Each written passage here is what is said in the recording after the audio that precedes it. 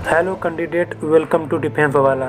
Candidate, today हम अपना air force phase 2 review देने वाले हैं कि मेरे साथ एयरफोर्स फेज़ 2 में क्या क्या हुआ, और इस वीडियो को देखने के बाद आपके फेज़ 2 को लेकर सारे डाउट क्लियर हो जाएंगे। तो चलते हैं, वीडियो स्टार्ट करते हैं। कैंडिडेट, मेरा फेज़ 2 17 जनवरी 2021 को 10 AC बीटा पटना में था। मेरा रिपोर्टिंग टाइम 5:30 AM था। रिपोर्टिंग हो जाने के बाद मुझे वहाँ पर बड़े ग्राउंड पर ले जाया गया। ग्राउंड पर ले जाने के बाद वहाँ पर मुझे चेस्ट नंबर अलॉट किए गए और साथ ही वहाँ पर इम्पोर्टेंट इंस्ट्रक्शंस दिए गए। इंस्ट्रक्शंस देने के बाद मुझे वहाँ पर कदमताल के लिए ले जाया गया, क्योंकि उस टाइम कोविड-19 के कारण रनिंग कंडक्ट नहीं हो पाई थी और रनिंग के प्लेस पर आपका कदमताल कंडक्ट करवाया गया था और वहाँ पर आपको 50 कदमताल करने होते हैं। लेकिन ये 50 कदमताल काउंट कैसे किए जाते हैं, ये कन्फ्यूजन बहुत से स्टूडेंट के मन में रहता है। तो पहले इसे क्लियर करते हैं। जब आप कदमताल करते हैं तो जब आपके पैर ज़मीन पर 2 बार पड़ते हैं तब उसे ओनली 1 काउंट किया जाता है। इस प्रकार आपको 50 कदमताल करने होते हैं। जो कैंडिडेट कदमताल में आउट हो जाते हैं उन्हें दोबारा मौका दिया जाता है। दोबारा ना कर पाने पर भी उन कैंडिडेट को मोटिवेट करने के बाद घर वापस भेज दिया जाता है। और जो कैंडिडेट कदमताल में पास हो जाते हैं उन्हें नेक्स्ट स्टेज यानी कि पुशअप के लिए ले जाया जाता है। कैंडिडेट, जब आप पुशअप के लिए जाते हैं तो वहाँ पर आपको एक एयरमैन द्वारा पुशअप करने का तरीका बता दिया जाता है। आपका पूरा बॉडी पोस्चर सीधा होना चाहिए और इसी प्रकार आपको नीचे जाना होता है। इस प्रकार आप वहाँ पर 10 पुशअप लगानी होती हैं। जो कैंडिडेट पुशअप में आउट हो जाते हैं उनको एक और चांस दिया जाता है। दोबारा चांस दिए जाने पर भी जो कैंडिडेट पुशअप नहीं कर पाते हैं उनको आउट कर दिया जाता है। पुशअप लगाने के बाद आपका सिटअप होता है। सिटअप लगाने का मेथड जो आप लोग स्क्रीन में देख रहे हैं ये बिल्कुल गलत है। तो आपको सिटअप कैसे लगाना है? कैंडिडेट, जब आप सिटअप लगाना है तो आपका जो पैर है पूरा ज़मीन पे टच होना चाहिए और आपको अपने हैंड द्वारा अपने पैर को टो को टच करना होता है। इस प्रकार आपको वहाँ पर 10 सिटअप लगानी होती हैं। आप लोग स्क्रीन में देख पा रहे होंगे, सिटअप लगाने का यही तरीका होता है। सिटअप लगाने के बाद आपको स्क्वाट करना होता है। स्क्वाट करने से पहले आपको एक एयरमैन बता देते हैं कि आपको स्क्वाट कैसे करना है। उसी प्रकार आपका हैंड एकदम सीधा होना चाहिए और आपको नीचे उठना बैठना होता है। इस प्रकार आपको वहाँ पर 20 स्क्वाट लगानी होती हैं। जो कैंडिडेट PFT क्वालिफाई कर लेते हैं उनको नेक्स्ट प्रोसेस यानी कि FRT के लिए ले जाया जाता है। FRT टेस्ट आपका ऑडिटोरियम में होता है। FRT यानी कि सिचुएशन रिएक्शन टेस्ट।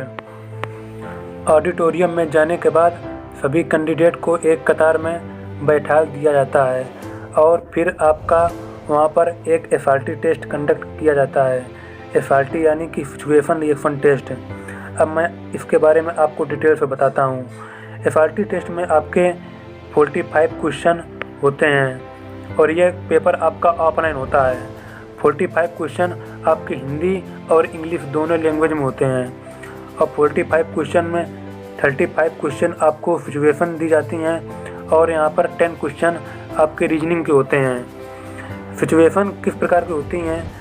माना आप किसी रोड पर जा रहे हैं, आपको एक पॉकेट पड़ा मिलता है तो आप पॉकेट अपने जेब में रख लेंगे या पुलिस थाने में जाकर जमा करेंगे या वहीं पर पड़ा रहने देंगे। इस प्रकार आपकी 35 सिचुएशन आती हैं। इन 45 क्वेश्चन को अटेंड करने के लिए आपको 30 मिनट का टाइम दिया जाता है और आपको सभी क्वेश्चन करना कंपलसरी होता है।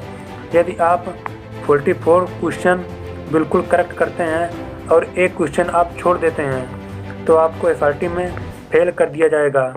लेकिन कैंडिडेट FRT टेस्ट इतना टफ नहीं होता है।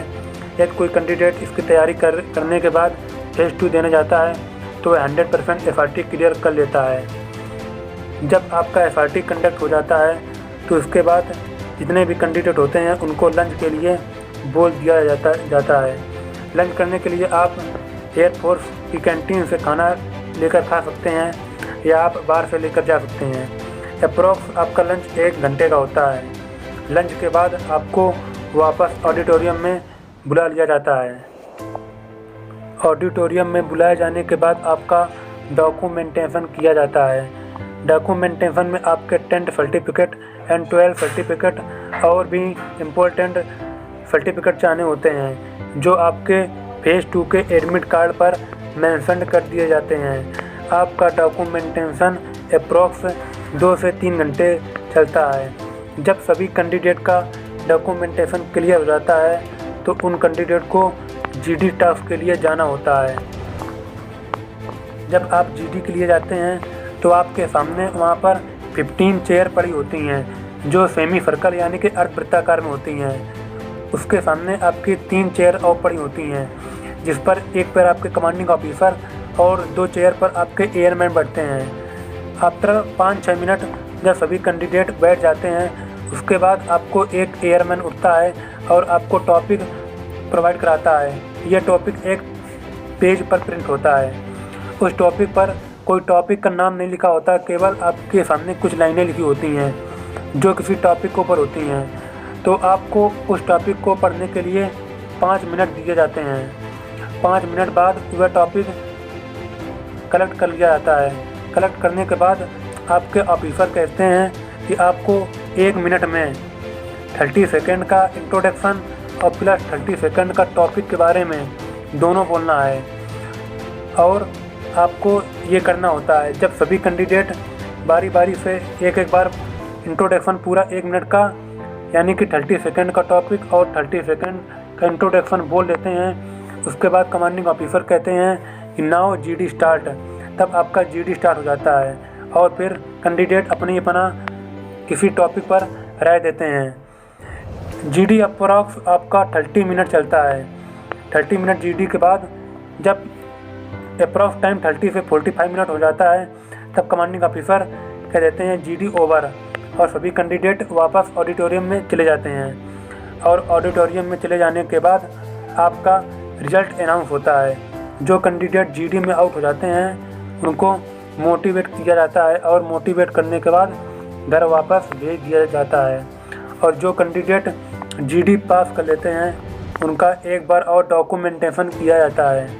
डॉक्यूमेंटेशन करने के बाद आपको वहाँ पर बहुत सारे फॉर्म भरवा जाते हैं। उनमें से आपका ज्वाइनिंग लेटर पर एड्रेस भरना होता है और मेडिकल रिलेटिव फॉर्म भरवा जाते हैं। अब फॉर्म भरवाने के बाद आपको कमांडिंग ऑफिसर इंस्ट्रक्शंस देते हैं कि आपको मेडिकल का टाइम कैसे आना है और इंस्ट्रक्शंस देने के बाद आपको मेडिकल का एडमिट कार्ड दे दिया जाता है।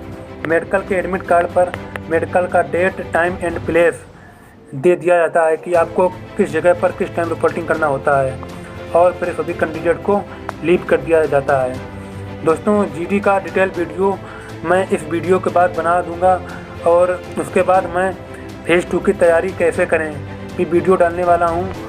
और दोस्तों, मुझे आशा है कि आपको फेज़ 2 के बारे में समझ में आ गया होगा। और चलते हैं और मिलते हैं नेक्स्ट वीडियो में। तब तक के लिए टाटा, जय हिंद, गुड बाय।